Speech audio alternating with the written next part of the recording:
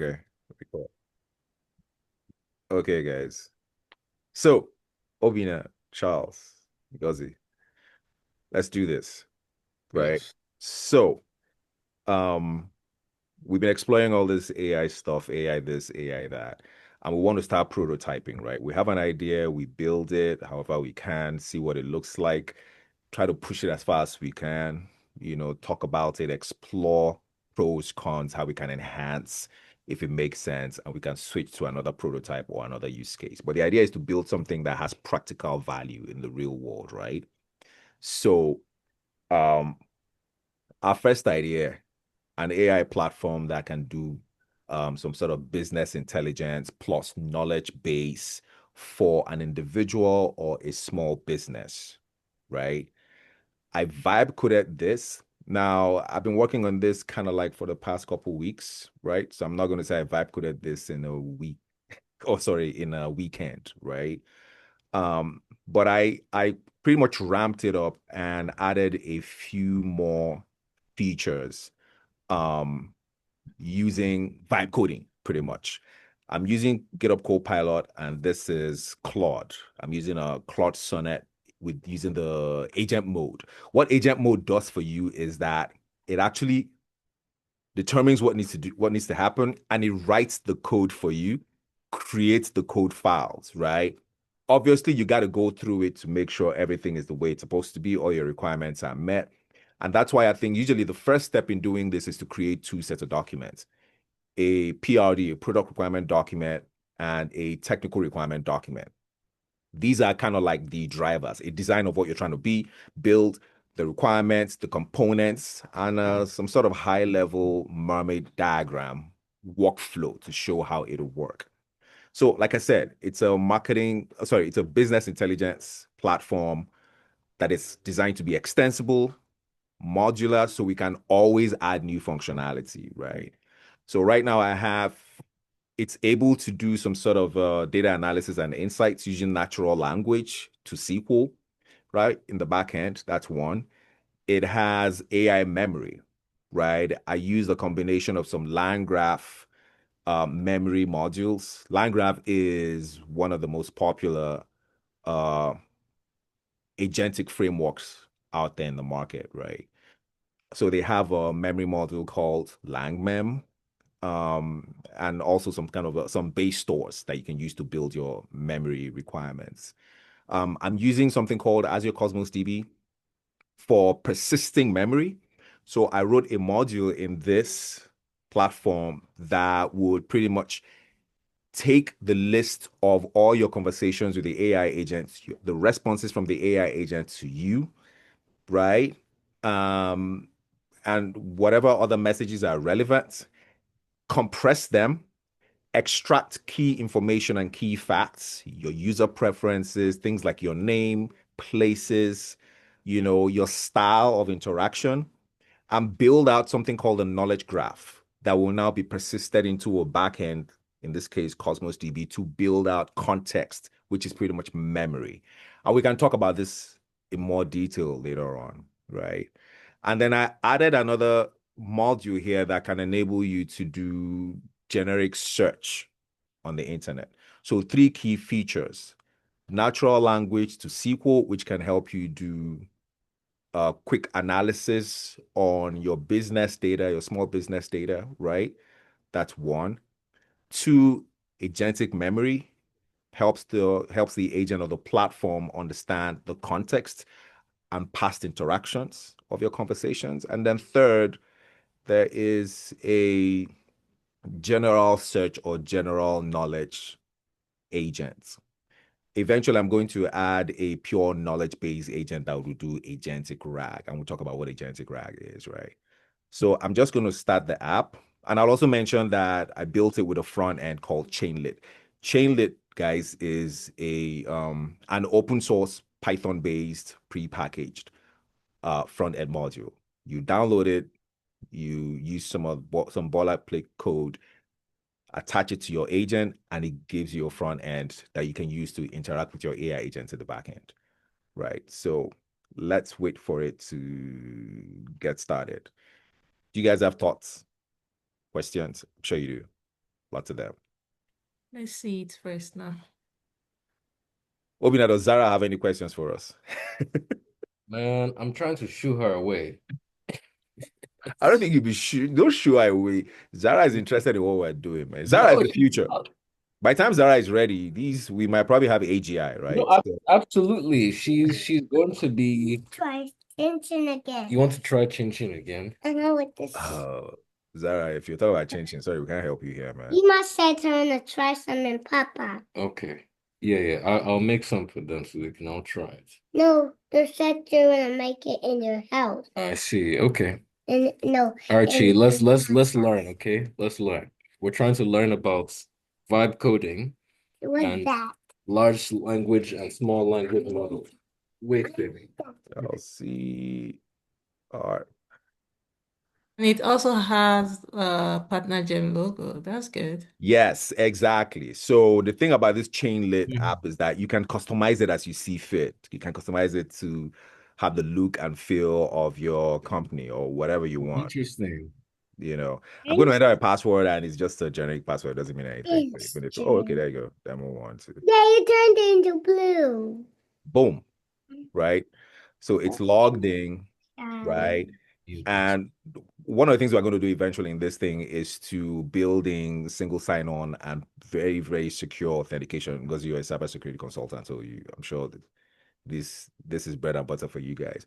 But to build it in such a way that authentication happens based on the user's login, all the insights from the back end are based on, the user's access controls and nothing else, right? So I think I have a bunch of questions, right? I'll say what are the data sets available to me? If I can spell available. And how many tables? Let's see. So in the backend, I'm using an external tool called Genie. Genie is again, natural language to SQL data analytics and insights service built into Azure Databricks. Azure Databricks is a data platform, cloud-based data platform that is a favorite of mine, right? So instead of writing a lot of custom code to help you do agent-driven analytics, data analytics in the back end, you simply just take advantage of Genie and make some customizations to Genie in the cloud. Now, it's cloud-based, so you need to have some sort of cloud subscription to be able to use Azure Databricks Genie, right? But it's still possible to actually build a custom Genie type tool to help you do your analytics or drive your insights to your data sets, whether you're a small business. Yeah, no, so it's funny you said because like I've dealt with something called Genie before in the past, but I didn't know. So this one specifically just tackles queries. Yes. So in this one, just imagine you have, okay, there you go. Let's look at the answer right here, right? So Charles, you have access to two main data sets, the New York's taxi data set and the samples TPCH. I'm not sure what that is, just a sample data set. There are a total of 8 tables available across these data sets. If you need details about specific tables or want to see sample data, just let me know. Oh, Daddy, look at Right. this one. Look at So, this. Obina, what was your question again? No, just in terms of like, I guess I was just trying to figure out what the Genie agent did because I know in some other different contexts I've seen Genie, but it was mostly like, let's say like an assistant on the back end for like a website, like, oh, in the initial query before they connect you with an agent or something like that. Yeah. So it's a common name that could be used to represent all sorts of tool sets, depending on the platform.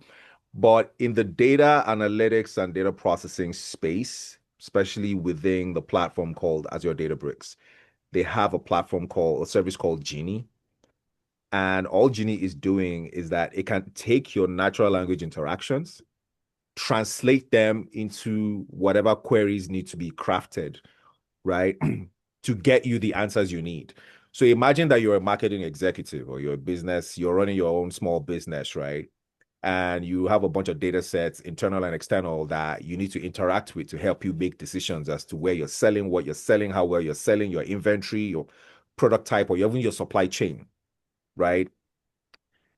You don't need to have a data analytics expert on your team that'll go write all these queries, give you all sorts of dashboards to help you answer, and then come give you a report on, how well your business is doing or not. All you got to do is sit in front of a web page like this, a website like this, right? And ask your questions. And it'll tell you, say, so, you know, and in this case, I'm like, what kind of data sets are available to me and how many tables do I have? It tells me, right? Then I already had some sample questions in place. And I say, show me the first 3 rows from the trips table, right? And let's see what it comes up with. So in the case of, let's say, a small business and they were using this terminal, would it also kind of work in the way of almost like Notebook LM, where it's like they can load their own, custom knowledge base and all these things. So that way the data can be very tailored. Yes, exactly. Exactly. Right. Like, okay, so right now we're dealing with actual structured data related to, say, how well are my taxi trips doing, how well is my taxis business doing? Show me the Yeah. first 3 rows and the fair amount, and it showed me this. I could ask, what is the date range of data in the trips table? Okay, I don't want it to do something that'll take too much time. I'll say, how many rows are in the trips table, for example, right? Let me say how many rows are in the trips table. And let me see what it tells me here. What you're referring to, if I understand you correctly, Ovina, is unstructured data. Let's say a small business has a bunch of documents, PDF documents, bank statements, insurance documents, tax documents, right? And I want to get specific information on any of those documents without having to go read through, Right. right? Or I don't have the kind of money to build a company portal, right? But I want to be able to ask a specific question of any document I have, my insurance documents, for example. If I'm a real estate firm, I want to know what's happening with my property taxes, that I paid last year. It can be done. And it's one of the components we're going to try to build into this, right? We could choose any industry sector, right? Get some unstructured documents, sample documents, PDFs. Most unstructured documents are PDF, because correct me if I'm wrong, right? Yeah, yeah. Right. Yeah. Yeah, and to that, for instance, you have a contract with someone and you want to go to the back end, or you want to check what's in those documents, you can come up and say, I want to see the offer letter that was given to so business, and then it gives you the PDF, and you can even go ahead to say, could you summarize the key points in this particular document? So Yep. yeah. Yep. Yep. Great stuff. Great stuff. And it gives you very specific. It's like you have this all-knowing assistant, right? That'll give you specific information based on what you're looking for from these documents. And we're going to build this. And that is pretty much an agentic RAG model, right? Retrieval augmented generation, which is so common right now. But agentic RAG has become so sophisticated and so specific and accurate in the kind of information and responses it'll give you, right? So you see here, we asked how many rows are in my trips table? And he told me you have about 22,000 rows approximately, right? What's this zero? What's the zero for? I don't know what, okay, 0 is just the index. Oh, okay, okay, Yeah. okay. Yeah. Like if I ask for something that required 2 rows, right? Mm. 0 is the first row, 1 will be the Then second one row. is second row. Exactly. So 0 is just the numbering, positioning, so to speak, or location. How many rows are in the trips table? So let me ask it something else, right? Does it know my name, right? I've had past interactions with it. It remembers, right? I'll say, what is my name, right? Would it remember my name? Because when you build a custom AI agent-driven app, right, it doesn't remember your past interactions, right? Say your name is Charles. Let me say, where do I live? Why does it have those information? So in my past interactions with it in the past couple of days, right? Mm. Um, I said, hey, my name is Charles. I live in Chicago. It's freezing cold right now, right? And I was like, hey, Charles, good to meet you and all that stuff. But then it's able to take all that stuff because I have a memory agent or a Mm. memory module, take all that stuff, extract from the conversation, right? It's called multi-turn conversation, list of conversations, right? Extract key facts. A key fact is my name is Charles. A key Mm. fact is I live in Chicago. It extracts what's important, compresses the whole thing, and saves it or persists it inside of a storage layer. And this So can I get the current temperature in Chicago from it? uh it probably doesn't have access to a weather API, so it wouldn't know the current Chicago weather, right? Okay. If I wanted to be able to tell me the current weather in Chicago, I can build like a weather API, connect it to it, right? And boom, Okay. it can always answer that question, right? But this is all these answers right now, like Charles, Chicago, are based on past interactions, Mm. Mm. right? Mm. Now I can ask it, what can you tell me about Paris, right?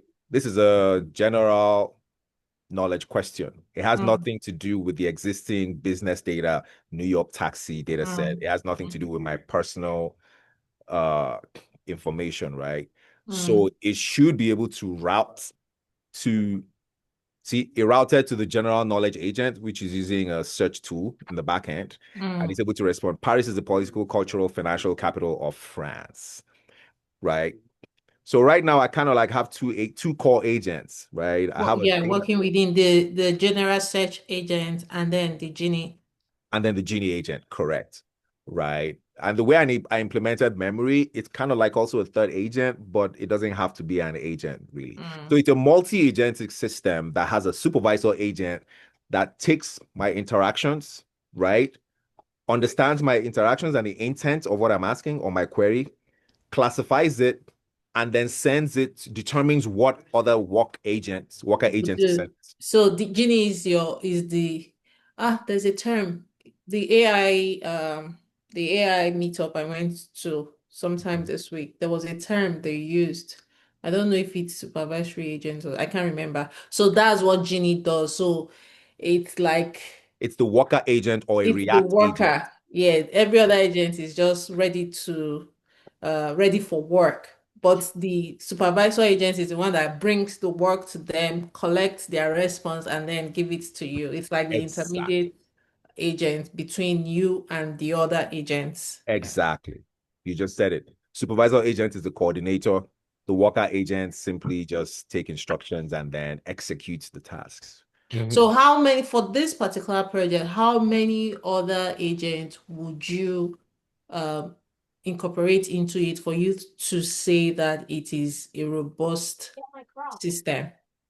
So it's robust already, right? Okay. It's multi-agentic already, right? Because it has more than one agent, right? It has a supervisor agent and two other agents at least, doing carrying out the functions, right? So it's already multi-agentic and it's robust. It's modular and it's extensible. Extensible in that, hey, we can add another agent on top to do stuff, Mm. right? Which again, like Obina was saying, we can just add another a knowledge-based agent to do that we can query to ask questions about taxes or statements, like you just said. Okay. Yeah. Thank you. Thank you. So eventually I want to kind of like even pivot and just kind of say like, okay, with even within this, like what are the things that we on our end can do, even before the next meetup? Because I feel like next week will be much freer than this past week. But and then to add to that, I do need to leave soon because I need to head to the store to grab my ingredients to start prepping for this stuff for tomorrow. Um, Excellent. Yeah. but Go ahead. Go ahead. yeah, no, go ahead, go ahead. No, I was saying that's a good question. That's a good question, right? We can wrap up as far as next week. We can have a quick conversation. At least we can stop the recording now. I think this is good, right? And then we can have a Yeah. quick conversation about what should we focus on for next week, right? And then Yeah. Yeah. go from there, right? Yeah. Okay. So I think we've captured enough for right now, right? And then we can have a conversation on how to build on from here. We'll post this on YouTube and maybe it'll be on your TikTok. Yes. And then figure out the rest from there. Right? Oh yeah, absolutely. Now, curious, I know this is a little off topic, but what do you feel about the chin chin? I loved it. I Please loved stop the recording. the change is not AI, obviously. At least for now, who knows? We're probably going to build embedded robots, embedded AI with LLM reasoning that can make changing. But Yeah. to be continued. For now, we're going to stop the recording. Thank you guys. To be continued next week. Bye. But Obina, I told you now that